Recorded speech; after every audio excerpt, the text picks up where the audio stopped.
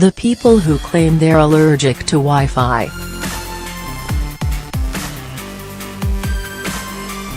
Part of the modern human condition is to be on the internet all day and get physically uncomfortable and stressed out about everything you see and read.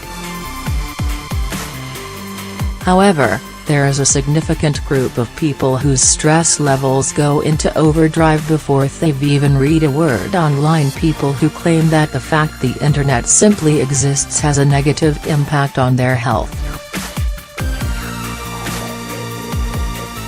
These people are dealing with a condition called electromagnetic hypersensitivity, EHS, meaning, they say, that they suffer from the range of physical symptoms when exposed to electromagnetic fields from things like Wi-Fi routers, mobile phones and TV sets.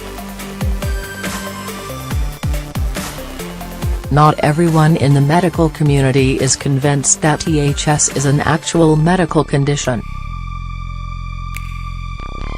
A 2007 study by the University of Essex found that participants claiming to have EHS only experienced symptoms when they were told that a phone mast nearby was switched on.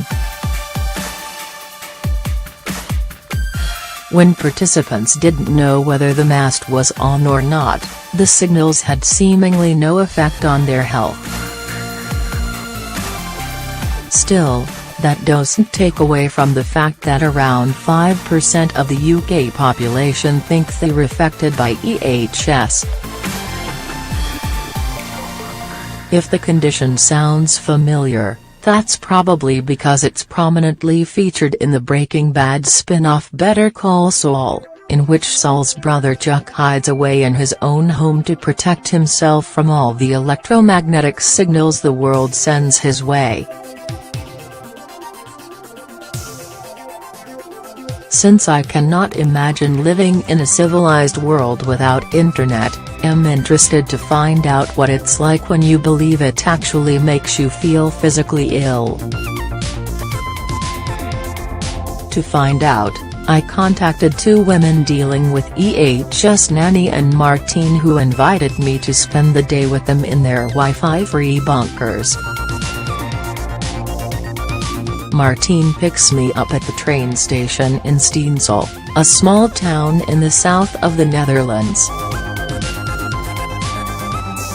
As soon as I get in her car, she politely asks me to turn off my phone or, at the very least, put it on flight mode.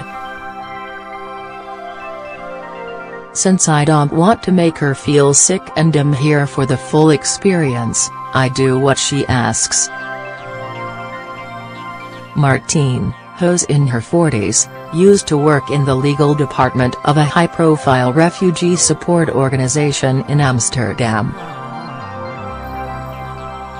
That was until she started feeling the need to get away from what she considered an overdose of Wi-Fi and radiation, and flee the city.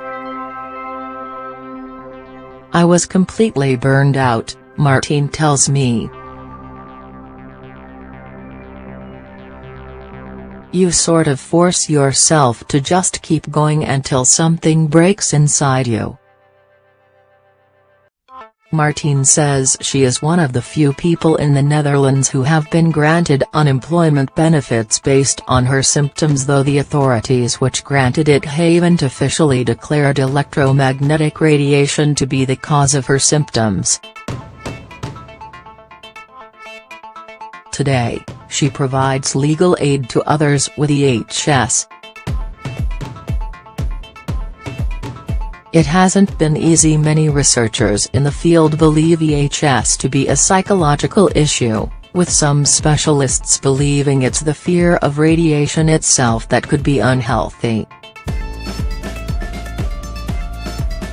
Martine pushes back at this notion, pointing me to other studies she says prove the harmfulness of radiation. We arrive at Martine's home, a wooden house built right next to her parents' place. Her dad, a scientist, also claims to have EHS, and considers himself an expert on blocking out radiation. Martine's friend, Nanny, who's in her 50s, has been staying with her the last few days to get a break from the electromagnetic fields in her own home. She runs the website Allergic, which she hopes will raise awareness of what she thinks are the unhealthy effects of the ever-present Wi-Fi in our daily lives. Her husband helps run the website, though his love for gadgets often gets the better of him. John loves his smartwatch, Nanny says. But it makes me so ill it has to live in a drawer for now. Nanny doesn't hate technology, but she wants to see Wi-Fi replaced with something healthier. Nanny never goes outside without wearing her protective headgear, which looks like a beekeeper's hat made out of silver wiring. Just ordering the outfit alone was a huge ordeal. Nanny can't use a computer or talk on the phone without falling sick for the rest of the day. Nanny takes me for a walk around the woods behind Martine's home, and explains why she thinks radiation might be the new asbestos. A lot of people just assume it's safe and tested, or don't even want to think about it at all, she says. There are so many terrible things happening in the world. I can understand why people just want to get on with their lives without having to worry about radiation pollution.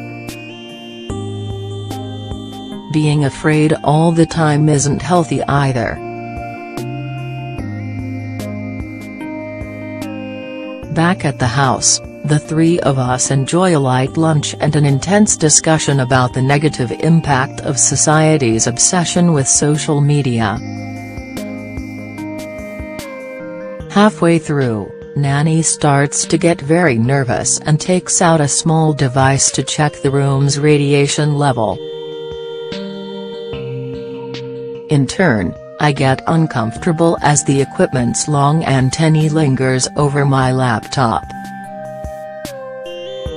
Just taking a quick look to be certain, Nanny says, in an attempt to reassure me. Luckily, it's a false alarm.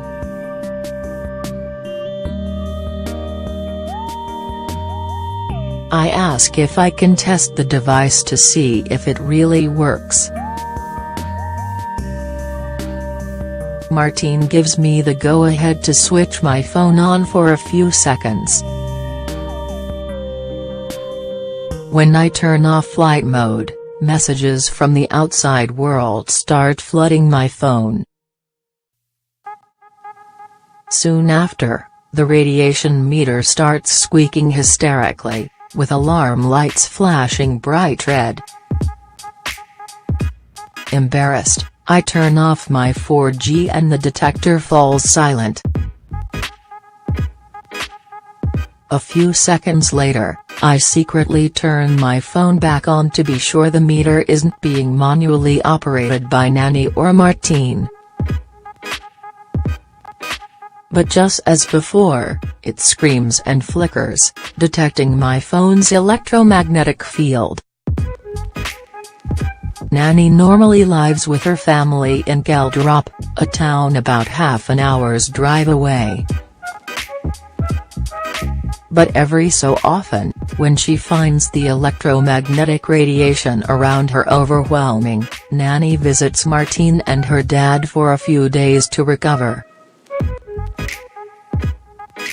She is returning home today after 5 days with her friend, and has invited me to come along. As Martine drives us both out, I'm struck by how uncomfortable Nanny must be, leaving the relative safety of the woods to return to an environment she's convinced is making her sick. We mainly stick to country roads to stay as far clear of transmission towers as we can. At a certain point, You start seeing them everywhere, Martine says. Nana's husband John, her 2 teenage daughters, her visiting mother-in-law and the family dog are all there to welcome her back. "Nanny, don't sit there," her mother-in-law warns her soon after she walks in. "John and I measured earlier and that's the worst spot in the entire house." On my tour of their home, Nanny tells me the walls are plastered with special anti-radiation paint and that the kitchen is covered in tinfoil to keep out the neighbors' Wi-Fi. Nanny says that's still not enough to rid the house of radiation completely, because there is an electromagnetic field in the fuse box. So Nanny lives in a caravan in the garden, but comes inside for dinner. "It was fun in the beginning," she explains.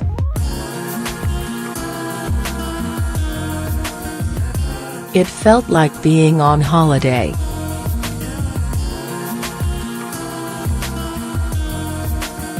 But now I'd love to be able to permanently move back inside the house." As fascinating as I've found Nanny and Martine's Wi-Fi-less worlds, I achingly miss my own normal existence, however much radiation might be swirling around it.